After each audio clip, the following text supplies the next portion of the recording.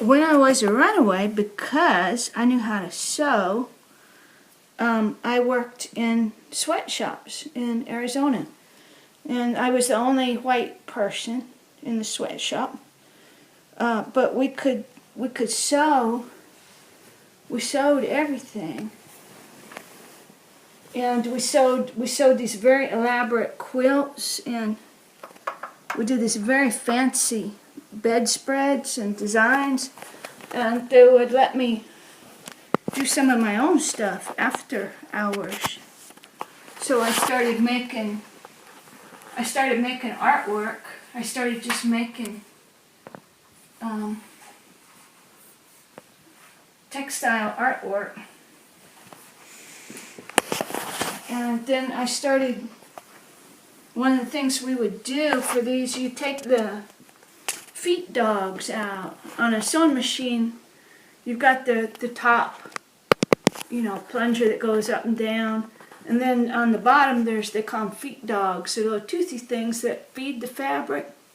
Well, you take those out so that you can move freehand. And I learned how to draw with the sewing machine. Like, my job was to outline the patterns and all, or do a set pattern. We'd do like a vermicelli pattern.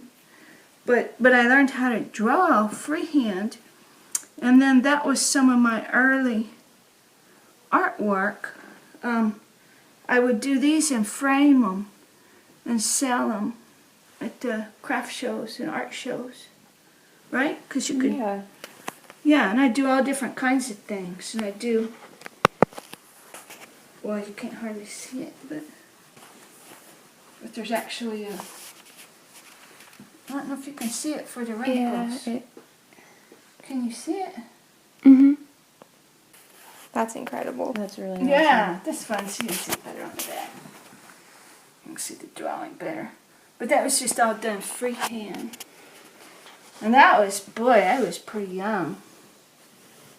Then I was, I don't know, maybe 16?